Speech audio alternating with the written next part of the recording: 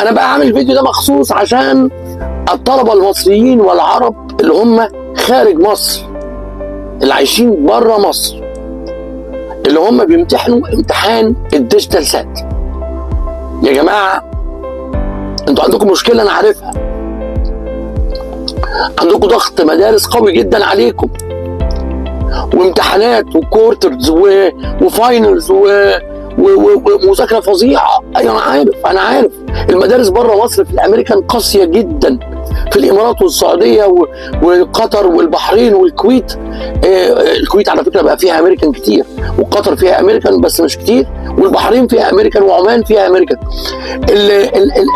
طلبه الامريكان دبلومه في الحتت دي كلها عندهم مشكله، المدارس هناك اقوى كتير وصعبه كتير وضغط كتير. بس امتحان الديجيتال سات يا اولاد عليه 75%.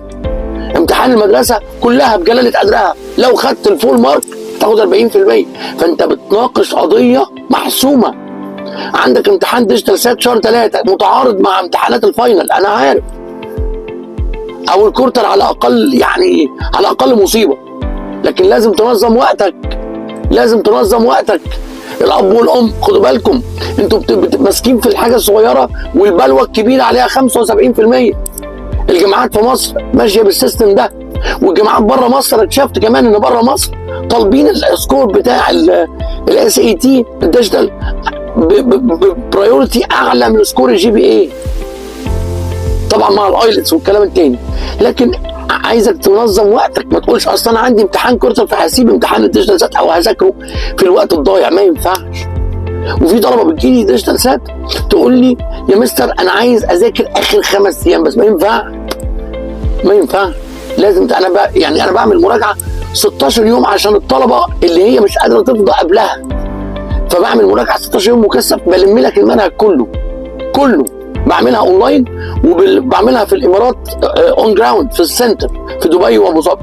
بعملها ليه بقى بالطريقه دي؟ علشان الم الولاد في اقل وقت ممكن، بس ما اقدرش اقلل عن كده. فبعمل حوالي 17 حصه 16 حصه في 16 يوم علشان اغطي كل الاسئله اللي بتيجي في الامتحان. طلبه الديجيتال سات لو سمحتوا، اللي بره مصر لو سمحتوا نظموا وقتكم. انا بعد فتره طويله من التجربه معاكم بالذات في الامارات والسعوديه لقيت المشكله كلها تنظيم وقت وتتعمل. الطالب بيسافر بره في العالم يدرس وهو في الكليه وكده، بيبقى ليه 4 ساعات شغل بيشتغلهم عشان يجيب فلوس، وبيذاكر بينظم وقته عشان ما فيش وقت. علموا اولادكم، بابا وماما بتوع الخليج، علموا اولادكم ازاي ينظموا وقتهم. المدرسه بتخلص الساعه 3، يعمل ساعتين مذاكره للجي بي اي، وساعتين مذاكره او ساعه مذاكره للديجيتال سات.